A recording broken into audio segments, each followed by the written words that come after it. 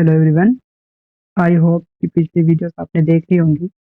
अगर नहीं देखी है तो जाकर देख लो, क्योंकि जो 8051 का जो बेसिक्स है वो उन्हीं वीडियोस में मैंने पढ़ाया हुआ है। तो पिछली सारी वीडियोस आप पहले उन्हें देखें, तभी आपको इसमें आगे समझ में आएगा। साथ ही साथ आप नोट्स भी बनाते रहना। आज हम पढ़ेंगे ब्रांचिंग इंस्ट्रक्शंस के बारे में 8051 में। इन्हें आप फ्लो इंस्ट्रक्शंस भी कह सकते हैं। ओके, तो 8051 में जितने भी ब्रांचिंग इंस्ट्रक्शंस हैं उनको हम इस वीडियो में जानेंगे। चलिए वीडियो को शुरू करते हैं। और सबसे पहले जानते हैं हम जंप इंस्ट्रक्शंस के बारे में। जंप को हम अनकंडीशनल जंप भी बोल सकते हैं। It means jump without condition from one code to another instructions. ठीक है, ये बिना किसी कंडीशन के एक कोड से दूसरे कोड पर जंप कर सकता है। ओके, हमें बस अपने कोड में इसको लिखना है। कैसे लिखेंगे हम एग्जाम्पल से समझते हैं। एग्जाम्पल समझने से पहले हम जानते हैं लेबल के बारे में कि लेबल क्या होता है। लेबल एक आइडेंटिफायर होता है। आइडेंटिफायर मतलब एक नाम होता है। किसका नाम? नाम होता है हमारे मेमोरी एड्रेस या फिर लोकेशन के, जहाँ पे डाटा होगा। ओके, जहाँ पे इंस्ट्रक्शंस लिखा होगा। कैसे समझेंगे इसको लेबल को? तो देखो, इसकी जरूरत क्यों है कि मान लो आपको एक कोड है और उस कोड से आपको दूसरे कोड पर जंप करना है। तो माइक्रो कंट्रोलर को कैसे पता चलेगा कि किस दूसरे कोड पर जंप करना है? उस दूसरे कोड का हमें नाम बताना पड़ेगा, और जब हम उसका नाम डिनोट करते हैं या फिर डिफाइन करते हैं तो हम उसे लेबल कहते हैं। तो जब हम किसी इंस्ट्रक्शंस को नाम देते हैं तो वो लेबल कहलाता है। ठीक है, तो लेबल डिफाइन करने के भी कुछ रूल्स हैं। उन रूल्स को भी हम जान लेते हैं। सबसे पहले स्टार्ट फ्रॉम लेटर्स। हम इसको लेटर से शुरू करेंगे। इट मीन्स हमें नंबर से और अंडरस्कोर से इसको शुरू नहीं करना है। दूसरा रूल है, हम इसमें नंबर्स और अंडरस्कोर का भी यूज कर सकते हैं।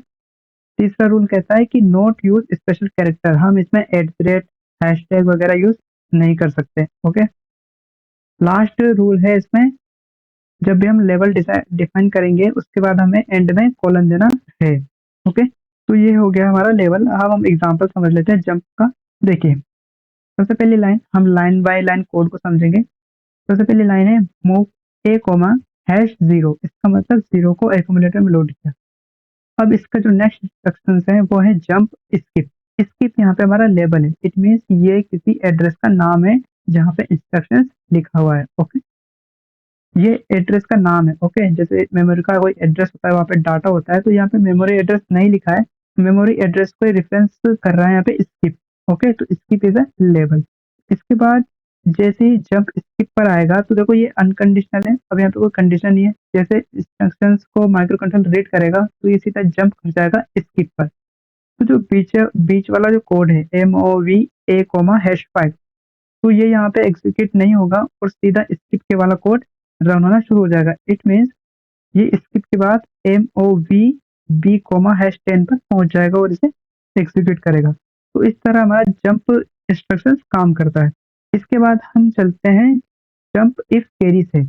दूसरे नंबर का इंस्ट्रक्शन है हमारा जंप। अब देखो यहाँ पे एक कंडीशन है। पिछले वाला जो हमने पढ़ा था वो अनकंडीशनल था, वहां पे कोई कंडीशन नहीं थी, वो सीधा जंप कर रहा था। लेकिन यहाँ पे एक कंडीशन है कि कैरी सेट होना चाहिए। कैरी कैसे सेट होगा? देखो, कैरी फ्लैग सेट और ओवरफ्लो कंडीशन मैंने पिछली वीडियो में पढ़ा दी है। अगर आपने पिछली वीडियोस नहीं देखी है तो फिर आपको थोड़ा समझ में प्रॉब्लम होगी। ठीक है, तो कैरी फ्लैग सेट होता है। इट मीन्स जब कैरी फ्लैग में 1 होगा। Okay, move A coma #F। Okay, इस वैल्यू को रजिस्टर में स्टोर कराएं। उसके बाद एड ए कोमा #01। जब हम एक्यूमुलेटर में कोई डाटा है उसके बाद हम उसमें 1 ऐड करेंगे। ये सारे operations, addition, subtraction, multiplication, division मैंने पिछली वीडियो में पढ़ा दिए हैं। तो अगर आपको नहीं समझ में आ रहा है तो आपको पहले पिछली वीडियोस देखनी होंगी। इसलिए मैंने शुरू में ही बता दिया था कि आप पिछली वीडियोस को पहले देखें। ठीक है, तो एड ए कोमा #01, एक्यूमुलेटर में जो डाटा है उसमें हम 1 ऐड करेंगे। तो जब एडिशन होने के बाद एक्यूमुलेटर में जो डाटा आएगा, मतलब हमारा माइक्रो कंट्रोलर पहले चेक करेगा कि एक्यूमुलेटर में कोई कैरी है या नहीं है। देखो एग्जांपल समझो, MOV A, #F। हमने #F डाटा को एक्यूमुलेटर में स्टोर किया। उसके बाद add A comma #01। It means A means accumulator में अगर कोई डाटा है उसमें हम 1 ऐड करेंगे। जब हम 1 ऐड करेंगे, अगर ये वैल्यू हमारी जो रेंज है, अगर ये से बाहर का है तो हमारा जो कैरी फ्लैग है वो सेट हो जाएगा। लेकिन आप देखें यहाँ पे, तो #F हमारी लास्ट रेंज का नंबर होता है, मतलब 255 इसकी वैल्यू होती है डेसिमल में। अगर हम इसमें एक और ऐड कर देंगे तो ये 256 हो जाएगा, जो कि ये ओवरफ्लो कंडीशन है। तो जब भी ओवरफ्लो कंडीशन होती है हमारा कैरी सेट हो जाता है। ओके, हमारा जो कैरी फ्लैग रजिस्टर है वो सेट हो जाता है। तो यहाँ पे जो हमारा कैरी फ्लैग है वो सेट है, इसका मतलब ये जंप होगा।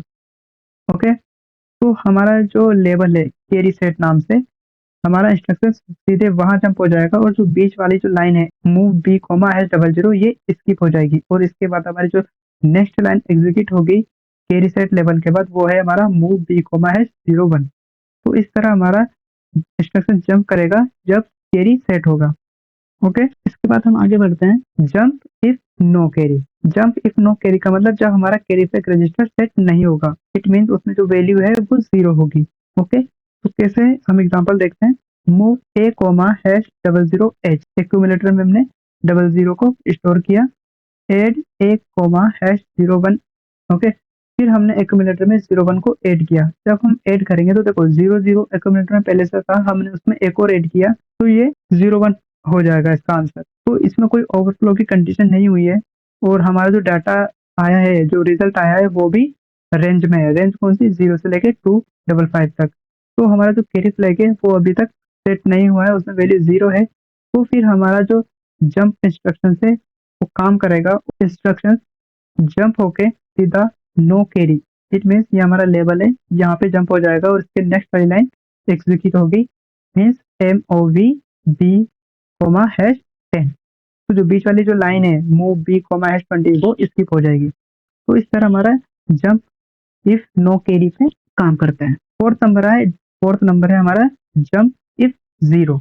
जीरो मीन्स अगर हमारे एक्यूमुलेटर में वैल्यू 0 है तो ये जंप करेगा, अगर नहीं है तो फिर ये जंप नहीं करेगा। कैसे, move A comma hash double zero, हमने डबल जीरो को एक्यूमुलेटर में लोड किया। अब देखो, अब यहाँ पे चेक होगा कि एक्यूमुलेटर में जो वैल्यू स्टोर है वो 0 है या नहीं है। अगर 0 है तो देखो हमने पहले एक्यूमुलेटर में स्टोर करा दिया है 0 को, इट मीन्स ए में अभी जो वैल्यू है वो 0 है। और अगर 0 है तो फिर हमारा इंस्ट्रक्शन जंप करेगा कहाँ पे, 0 सेट पे। 0 सेट हमारा लेवल है तो ये यहाँ से जंप करके सीधा 0 सेट लेवल तक जाएगा और इसके next move B comma hash 10 execute होगा। तो जो बीच वाली लाइन है मूव बी कोमा हैश 5 वो स्किप हो जाएगी। तो इस तरह हमारा जंप इफ 0 काम करेगा। इसके बाद आता है जंप इफ नो 0। अगर हमारे रजिस्टर में ए में अगर वैल्यू 0 नहीं है तो जंप इफ नो 0 ये इंस्ट्रक्शन एग्जीक्यूट होगा। एग्जांपल देखिए, move A comma hash 10, accumulator में 10 को स्टोर किया। उसके बाद jump JNZ, jump note 0। Note 0 हमारा लेवल है। ओके, तो चेक करेगा एक्यूमुलेटर में वैल्यू को। अब एक्यूमुलेटर में 10 रखा है और ये वैल्यू 0 के बराबर नहीं है। 0 के बराबर नहीं है इसका मतलब जंप इंस्ट्रक्शन यहाँ पे एग्जीक्यूट होगा और सीधा जंप होके नोट 0 पर चला जाएगा। नोट 0 माने हमारा लेवल, और इसके बाद move B comma hash 05 run हो जाएगा। तो आपको यहाँ तक समझ में आ गया। हमारे पास टोटल 5 जंप इंस्ट्रक्शन थे जिनको हमने सबको एग्जाम्पल्स के साथ समझ लिया है और मुझे नहीं लगता कि आपको इसमें कोई डाउट होगा क्योंकि बहुत ही ईजी था समझना। अब चलते हैं आगे और समझते हैं कॉल इंस्ट्रक्शंस। कॉल इंस्ट्रक्शंस को हम कॉल सब रूटीन भी कहते हैं। तो सबसे पहले हम समझते हैं सब रूटीन क्या होता है। तो सब रूटीन एक कोड ब्लॉक होता है। हम कोई भी जैसे फंक्शंस अगर बनाते हैं तो एक फंक्शन होता है, वैसे ही सब रूटीन एक कोड ब्लॉक होता है और इसमें हम एक स्पेसिफिक कोड लिखते हैं जिसको हमें बार बार यूज करना होता है और हम इनको बार बार यूज कर सकते हैं अलग अलग जगह पर। डेफिनेशन में भी आपको यही लिखा हुआ है जो मैं आपको बोल रहा हूँ।